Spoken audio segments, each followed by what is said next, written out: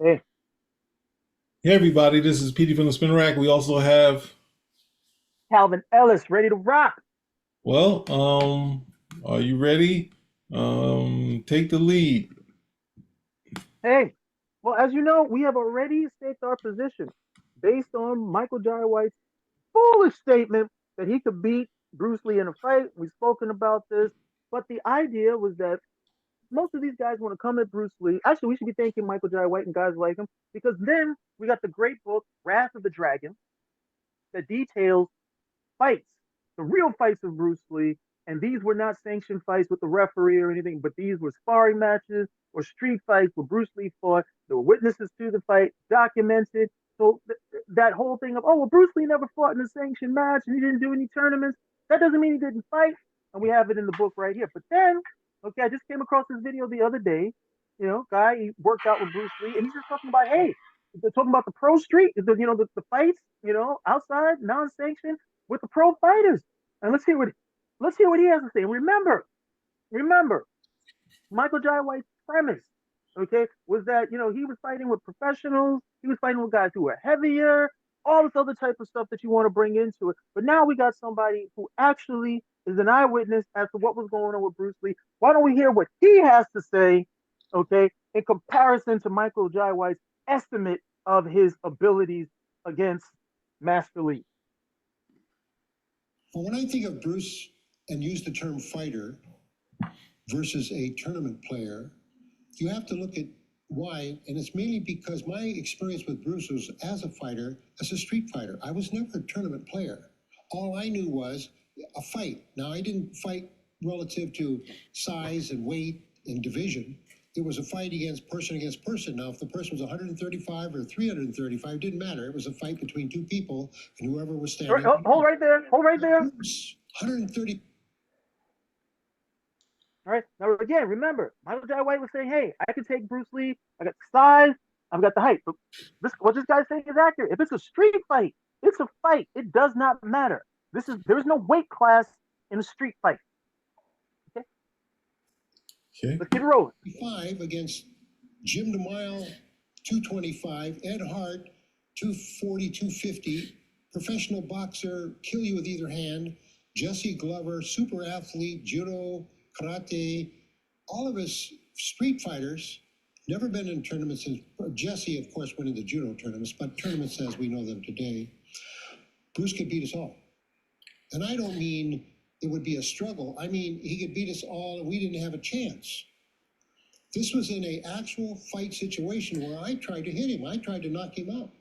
We tried to hurt this kid because he was always embarrassing us in demonstrations and just in general. Tournaments are a game. I don't care how good you are. There are rules. Stop here. Stop here. Okay. So again, this is somebody eyewitness, and he's saying that these guys who Bruce was matching up against were up to 100 pounds heavier. 100 pounds heavier. Professionals. Okay, killers with either hand. Knock you out. And they were not trying to be nice to him. They were trying to knock him out because they were like, no, he's embarrassing us. He's doing this stuff to us all the time. So we're really trying to humble this dude. And they couldn't do it.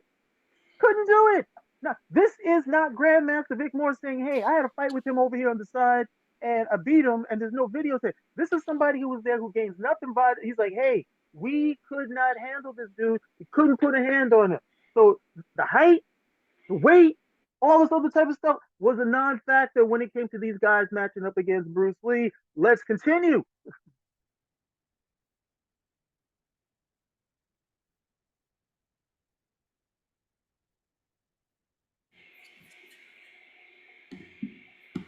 There are certain restrictions that are automatically going to eliminate the potential to really get hurt simply because it's a sport. To me, tournaments do not reflect at all what a fighter is like or a fight itself, because most of the tournament fighters I've ever met have never been in a real fight. It's always been tournament. So when somebody tells me, oh, Bruce Lee never proved himself because he never went into tournaments, I'm the first one to say, I would like to spar with you, because you should be able to wipe me out really easy. Because if you're that good or you put that much on tournaments, I've never been in a tournament. So therefore, I mustn't know diddly giddly. But my point to them is, I'm a street fighter. You want to fight me? Let's throw away the rules. This kid could embarrass me. So put your value on his ability through that rather than how many trophies he had or what tournaments he went in. Give me a break. When I say Bruce was a fighter, I'm not saying that he was a good tournament fighter. I'm saying I'll put him against anybody, any weight division, any size, any background, and I'll put my money on him as a fighter. Because I've never run across anybody in my life traveling around, and I've had some guys come in and challenge me when I'm doing seminars, and I just drove them into the ground because I'm Neanderthal. Whereas Bruce didn't care whether I was tough and had this reputation. He had the beauty of the art of fighting, whereas I was the water buffalo mentality of attack and destroy. So Bruce introduced the art of fighting. And it isn't the art of tournament, art of games, or art of sport, art of fighting. Because he wasn't interested in impressing people other than he was standing and they were down. So all of his technique was geared for winning a fight, not points in a tournament. So I just am amused when I hear that. And I'm first one, like I say, to leap up and say, who said that? I'll spar with you. Because I should be nothing. Because I'll never get a chance to meet Bruce, but at least someone who touched hands with Bruce. So I should be nothing if they value that.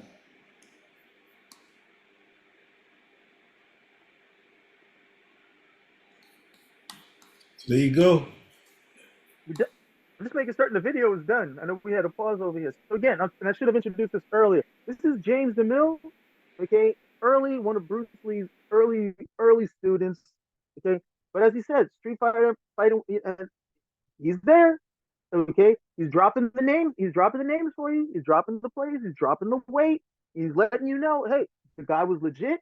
He was coming around. Now, I take that in the context that Bruce was showing these guys something they hadn't seen before in terms of Wing Chun and the martial arts that he was practicing, but it's also a testament to the speed and the strength that Bruce Lee was reported to have.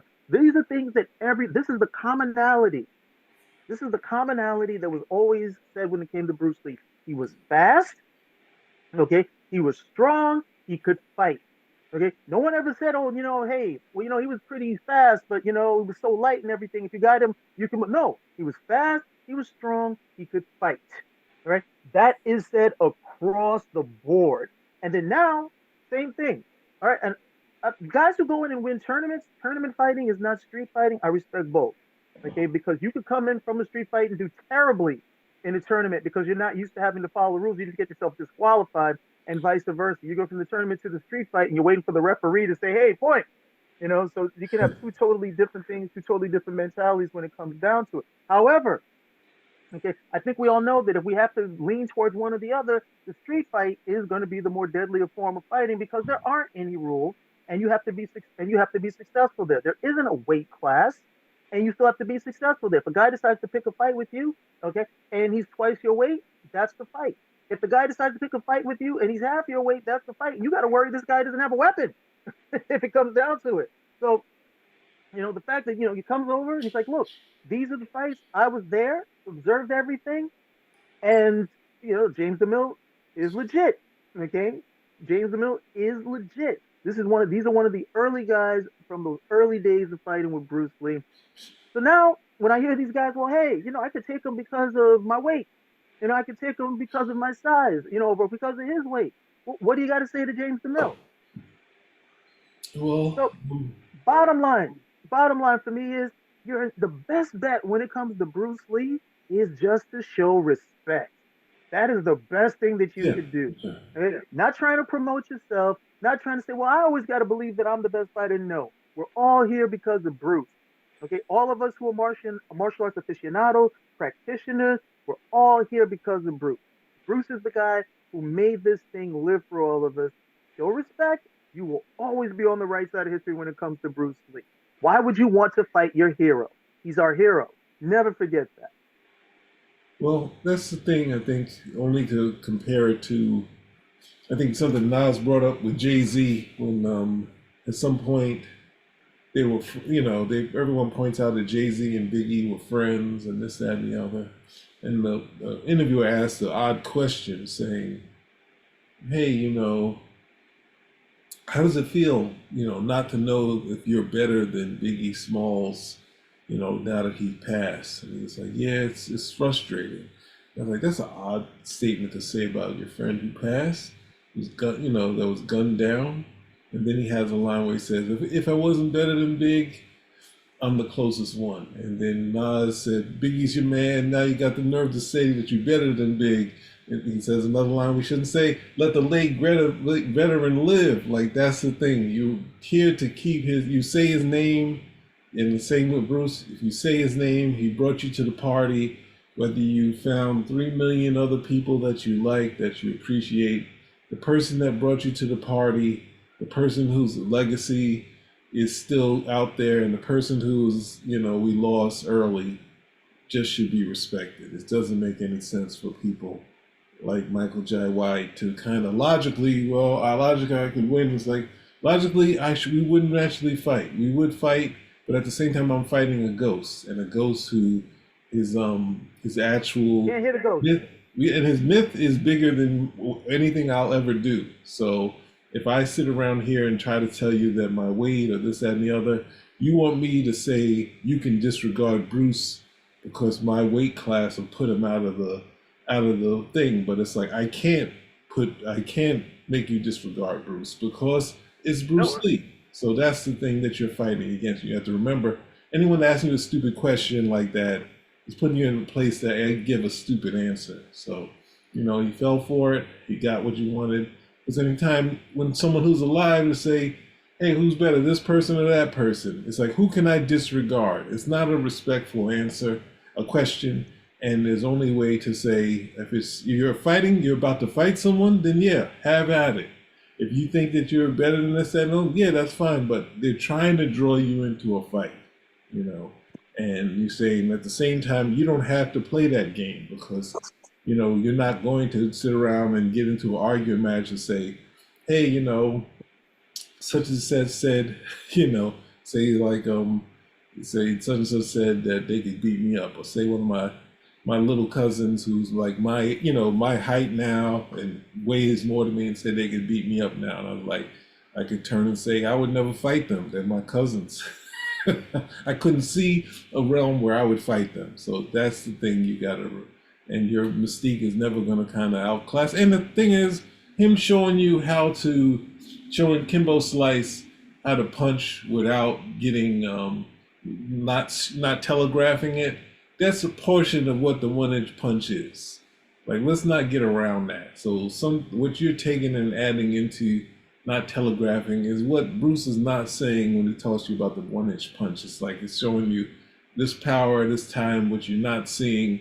You're not seeing it happen. You're not telegraphing what he's doing. So some of what he's doing is in what you're doing. So ultimately, I say, I am to say that there's no point in what Michael Jai White, and you're getting from the wrong person's asking the question. And same for Quentin Tarantino, saying any of the stuff he says. That's what I say. Wrong person asking that question. Yeah. Who's the wrong person? Vlad TV. Yeah, he's better. You know better. You've seen enough Vlad TV. You know how Vlad asks those questions. You should have never answered that question, or you should have been respectful at the end of the day. Doesn't make any sense. Yeah. So yeah. All right. Hey. Anything else? No, that's all I got. But hey, don't forget to tune back to us. We're gonna be doing a pre-review of the upcoming fight between Mike Tyson and Jake Paul. What would that be? Oh God! The only option is Jake Paul gets put on ice, like same like Ngannou just did. Like, we need to see that happen. And so he gets put on his back, and this thing is over with. But I don't know why these guys. I mean, this is definitely off where we started. I don't know why these guys want to go fight professional boxers when professional boxers are like, they're not stupid. They're not going to go into the MMA thing and go fight these guys where they can get grappled, thrown on the floor. They're like, I'm not doing that. That's ridiculous. But these guys want to box with them. I'm like, but you're not boxers. You know?